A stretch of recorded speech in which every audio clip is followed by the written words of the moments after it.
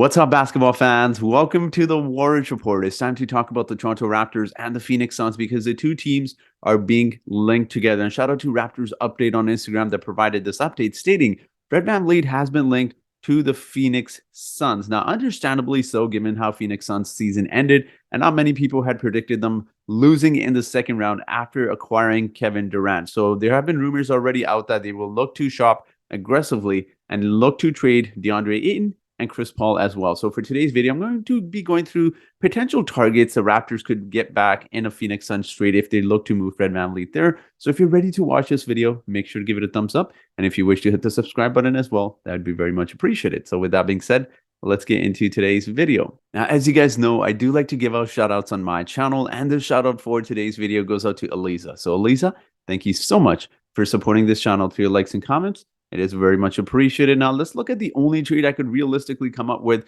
when taking a look at the Phoenix Suns roster. And this trade here sends Fred VanVleet and Thaddeus Young to the Phoenix Suns, and the Toronto Raptors acquire Chris Paul. Now, I haven't adjusted Fred VanVleet's contract because he does have a player option, and there have been rumors that he wants close to $25–30 million. But even if they get to the $25 million mark, you've got to still add in a little bit more salary to match Chris Paul's insane $30.8 million for 2 seasons. So I've got Thaddeus Young in here. I'm throwing just for salary purposes.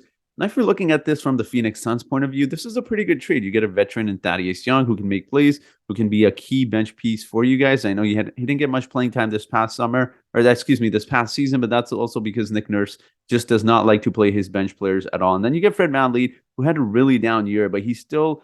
You could argue at least the best ability is availability. Look, Chris Paul has been getting injured in the playoffs constantly, year after year, year after year. And Fred VanVleet, I think he could be a very good complementary player to Kevin Durant and Devin Booker as well. Now, Chris Paul, obviously the Raptors get him. Personally, I know people are going to say, well, he's making a lot of money. I think Chris Paul is so underrated in how he has an impact on some of the young guys, and the Raptors have a lot of them. So Chris Paul comes in, he has a positive impact on them. I know, forget the salary just for a moment. I'll get to that in a second.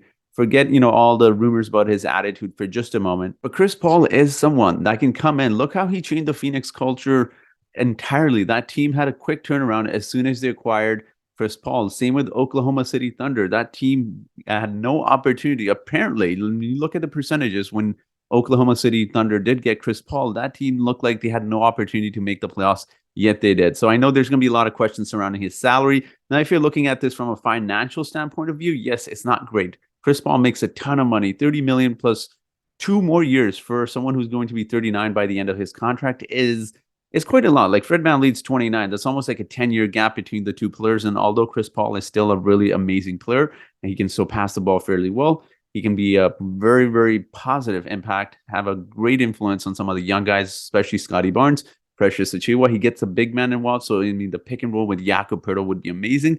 I still don't know. Like, the whole point of trading Fred and the whole point of trading potentially Gary Trent Jr. is to free up a little bit of cap space. We know the new CBA rules. It just makes it so much harder for teams that are pressed up right against the luxury tax. So I don't know if you're speaking from a financial standpoint. This is a little bit of a difficult decision and a trade to make because you're not really getting assets back. Look, regardless of how you may feel about Fred VanVleet, I think the issue here with the Raptors making this move is you're not getting a pick back. You're not getting any young players back, and you're essentially getting a player who's probably going to retire in another couple of seasons. So if you're looking at it from a logical standpoint of view, yes, this trade doesn't make sense for the Raptors for several reasons. He can come in, he can change the culture, but again, you really got a question. Do you want to just trade away Fred for nothing? I know he had a down year, but the Raptors don't view players the way that most fans do.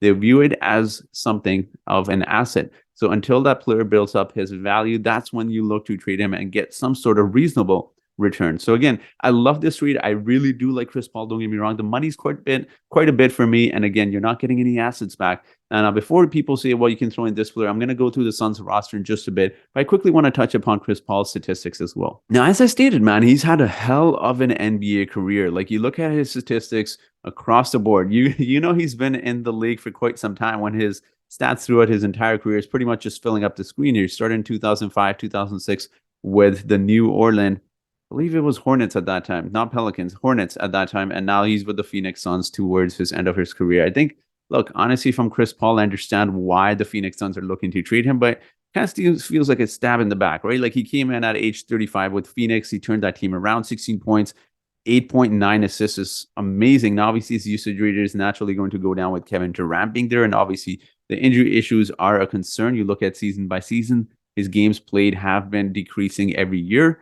So again, that's the big question, but he's a great facilitator. He can still get you 1.5 steals. Like people underestimate Chris Paul, and he's still shooting the ball incredibly well from the 3-point line, which is something the Raptors need. But again, I personally like Chris Paul, not for the money. I'm saying no to this trade for several reasons. The money, also because you're absolutely not getting any assets back. But let's talk about the Phoenix Suns roster, because in terms of, I've been hearing some fans say, well, why don't we trade Jakob Poeltl for DeAndre Ayton? Guys, let's take a look at the roster and you'll understand why a trade with the Phoenix Suns becomes very difficult. Now, taking a look at the Suns salary cap situation, you understand Kevin Durant and Devin Booker are not going anywhere. Rumors have it that they're going to aggressively shop both DeAndre Ayton as Chris Paul, understandably, because look, they obviously don't seem to, well, at least DeAndre Ayton doesn't seem to fit there because he wants to have a bigger role. He just doesn't seem happy there. Chris Paul, they're trading him for salary purposes and because he's injury prone.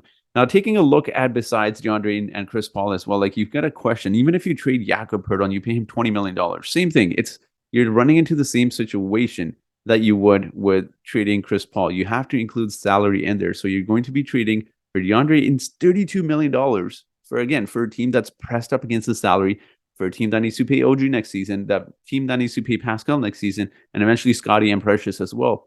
You really got a question. Like, it doesn't make sense from a salary standpoint of view to trade for DeAndre Ayton. He's making way too much money. He's complaining about his role, yet he's got a higher usage rate than Scottie Barnes and OG Anunoby. So again, even if the Raptors do move on from someone like a Fred or Gary Trent Jr. and you find a way to acquire DeAndre Ayton as your starting center, he's going to be behind Pascal. He's going to be behind Scottie, and definitely he's going to be behind OG Anunoby. So is he okay with having a fourth option on the Raptors team? Like, the whole point of him not being happy is because he feels like he needs a larger role. And again, aside from him, like, you look at some of the other assets as well. If you're becoming trading partners with the Phoenix Suns, is they don't have any. Like, if you try to trade, forget Chris Paul just for a moment, because I know the Suns won't do this trade. But even if you're looking to sign and trade for VanVleet, you got Landry Shamet, you got Cameron Payne you could include for salary fillers, and the rest are free agents. So there isn't a lot. They gave up all their picks in the Nets trade, and there isn't a lot. Like, unless you're thinking Josh Okogie sign and trade, there's not a lot of deals from the Raptors and the Phoenix Suns that benefit the Raptors. So I don't know how you guys feel. I just don't think there's a lot of guys on that team that you could potentially throw in, again, because of money purposes, but even in terms of asset return into Fred VanVleet, or even, heck, if you want to get crazy and throw in a Jakob Poeltl trade, there's just not a lot that they can return in terms of assets or picks that would please the front office of the Toronto Raptors. But again, I'm very curious to hear your thoughts. Let me know your thoughts in the comments section below. And as always, I do have a trivia question for you today. And that trivia question is, which player has averaged the most assists per game this postseason? Is it A, Trae Young?